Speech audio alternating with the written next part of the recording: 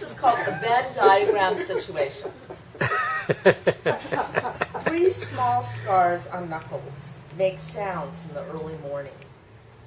Maroon nail polish peeling back like pages in a romance novel. This is my Venn diagram situation. Despising it and urging it on, like I do when I want to come in a hurry. The intersection of 2 body parts creates new territory. Remnants of glitter eyeshadow on 2 fingers. Beauty as instant as coffee. Actual union occurs as often as a balanced checkbook. You have mannequin hands, he points out. It is hard to disagree with this observation. Thank you. I went to New York last year, and this is a poem called 5 Days in a City.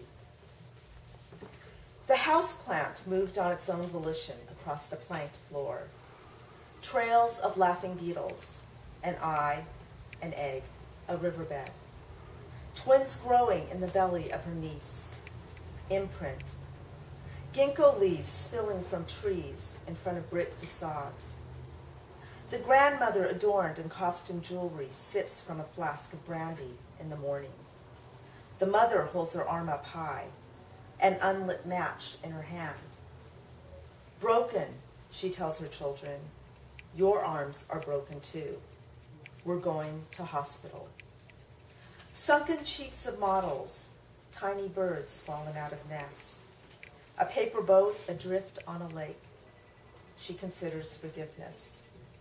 A woman on crutches curses the lack of elevators in the subway station. 6 maple trees and a flattened starflower in a silver frame. Thank you. And I do a lot of broadsides, and I'm going to be doing a broadside project with Megan. And it's Megan's birthday and Steve's birthday, and I love the Scorpio. I just have to say that too. Okay. So I unfortunately left the broadsides in my car, but I can get them at the break and give them to you. I made some copies. So this is called Things That Begin. 1. Tinctures for sparrow, a capsized pumpkin, shadow blocks, memento mori. Ladder to sky, palliative feathers, dreaming crickets, elephant key. Contained custards, braided turnips, and scalloped fur coats, painted things. 2. Riotous hips and rib cage, a being filled with liquid. Stop now. Please, continue. Over is it yet? The doctor's eyelashes are butterflies. She was a little man. He was a little woman. Sleeping children with locks and tresses, lost in the desert, found in the forest. Pointed things. 3. Crushed tundra and crossed eyes, trinkets and scepters, and waterfalls in Brazil. He believes in magic, and so do I. 9 times 9 equals twine, dragon fruit scooped into bowls, owls and blue spaces in sparkling lots. Matters can complicate matters. A slithering towards planted things. Okay, and okay, I'm going to read this poem. It's called The Wedding Party, and I did a residency at the Headlands in 2006, and I crashed a wedding party on my first day there. And I'm sure the guests would not appreciate this poem I wrote, but but you're recording this. Oh, okay. Okay, The Wedding Party. The guests arrive in 2s and 4s, emerge from their wagons and Mini Coopers, shawl-clad and necktied. Like mountain goats, they descend the dry, grassy hillside, teetering upon the rocks below. The bridesmaids tight in satin dresses, sweating lightly. The cousins and uncles quaffing the Merlot. Flutes of champagne and roasted garlic rounds fly off the trays, and the bluegrass band is blazing. 2 old friends from college make their way to the dance floor. The long red dress swirls around their legs as they arch back. The wife of the man on the floor leans forward, her eyes glazy and spent. His parents really wanted her, you know, she whispers, not me. Her feet hurt in those heels. They make her want to smoke. The children sit on wood benches along the wall, cutting out paper flames, scattering them on the floor.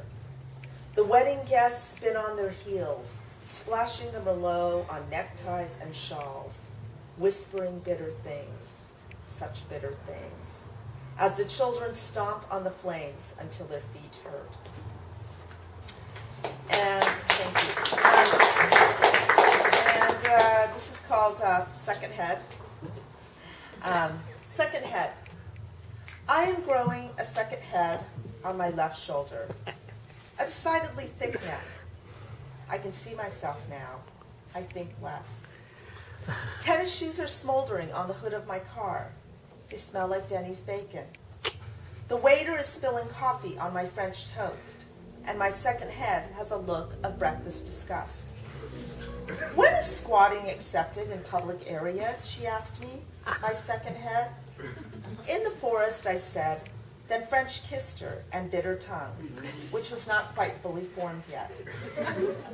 I am growing a second head on my left shoulder, 4 eyes blinking like streetlights, 2 noses sneezing in unison, 2 mouths snapping like healthy turtles, 4 ears hearing bad pop and intelligent arguments, and I can always give myself a little kiss when I'm in the gutter.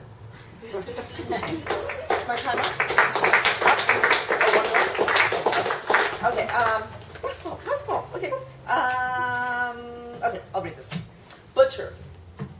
Since last October, the sky has been a slight disfiguration, and the grass has grown higher in some places. What I meant to say was this. My butcher couldn't bear the smell and feel of raw meat. While handling the slabs of beef and handfuls of chicken livers, he imagined himself with gladiolas in his hair, running freely through a state park. Anyone knows that meat is more stable than grass, brick less sour than sky. But I let him dream a butcher's dream.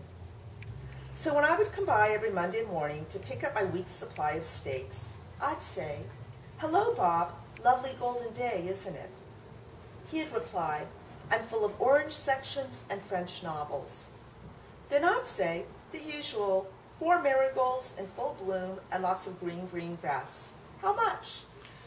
After they took him away, I went into a deep depression. Eating meat lost all pleasure for me. My steaks tasted like Brussels sprouts. For the first time in my life, I feared I might become a vegetarian. Since then, however, I've befriended a butcher down the block who fancies himself to be a statue of Shiva. Now things are back to normal, thank God. Thank you.